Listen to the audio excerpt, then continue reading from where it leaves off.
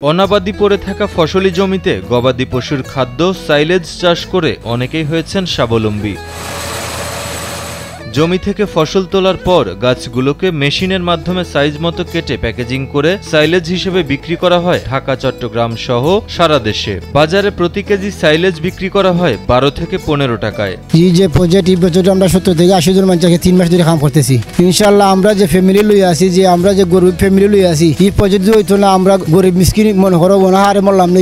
দৃষ্টিনন্দন ভুট্টার সাইলেজের চাষ দেখতে বিভিন্ন স্থান থেকে আসেন দর্শনার্থীরা। দেখে জানান ভালো লাগার কথা, পাশাপাশি ভালো লাভের আশার কথাও জানান প্রজেক্ট ম্যানেজার। সাইলেজ প্রজেক্টের প্রজেক্ট ম্যানেজার আমরা এখানে এই যে ভুট্টার প্রজেক্ট করছি, এখানে অনেক মানুষ কর্মরত আছে, 30-40 জন মানুষ ডেনাইট কাজ করতেছে। আমরা আশাবাদী এই প্রকল্পে আমরা অনেক লাভবান হইব। আমাদের দেখা দেখি পার্শ্ববর্তী আরো অনেক মানুষ উৎসাহিত হইব। লুকমান দাদা এখানে ভুট্টা খাতের প্রজেক্ট করছেন, আমরা প্রায় সময় এখানে দেখা তাই আমরা ভালো লাগে।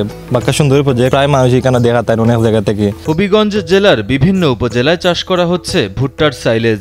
গত কয়েক বছর ধরে অনাবাদি জমিতে সাইলেজ চাষে কৃষকদের আগ্রহ বেড়েছে কয়েক গুণ। গবাদি পশুকে ঘাসের বিকল্প হিসেবে পুষ্টিকর খাদ্য হিসেবে খাওয়ানো হয় সাইলেজ।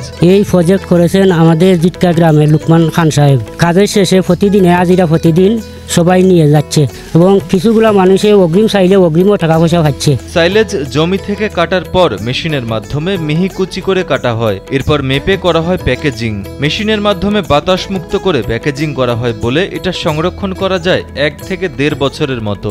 প্যাকেট করতেছি, ভাঙতেছি, গোটা উনজাত করতেছি।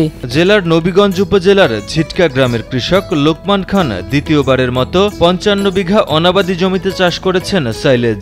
সাইলেজ চাষ, কাটা এবং প্যাকেজিং এর মাধ্যমে সৃষ্টি হয়েছে কর্মসংস্থানেরও। দিনে রাতে 2 শিফটে 70 জন শ্রমিক এই মাঠে কাজ করে জীবিকা নির্বাহ করছেন। ভুট্টা ভাঙি, ভুট্টা প্যাকেটিং করি, এর বাদে বিকো মেশিন দিয়ে আমি হাওয়া বাইর করি। কৃষক লোকমান খান জানান 55 বিঘা জমিতে সাইলেজ চাষে তার ব্যয় হয়েছে 20 লাখ টাকা। এসব সাইলেজ প্যাকেজিং এর পর বিক্রি হচ্ছে ঢাকা, চট্টগ্রাম সহ সারা দেশে। এবছর 300 মেট্রিক টন সাইলেজ বিক্রি করার প্রত্যাশা লোকমান খানের। আমি ভুট্টার সাইলেজ উৎপাদনে কার্যক্রম গত বছর থেকে শুরু করি। এই বছর আমি 55 কেয়ার জায়গার মধ্যে ভুট্টার সাইলেজ প্রজেক্ট হাত দিয়েছিলাম ডিসেম্বরের 15 তারিখ থেকে। আজকে মনে হয় এপ্রিলের 15 তারিখ বা 13 তারিখ হবে। আমি এখানে এই 55 কেয়ার ভূমিতে 300 টন সাইলেজ উৎপাদনের টার্গেট নিয়েছি। আমি আশার অনুরূপ ফলাফল পাওয়ার সম্ভাবনা আমার যাবৎ খরচ হয়েছে 25 লাখ।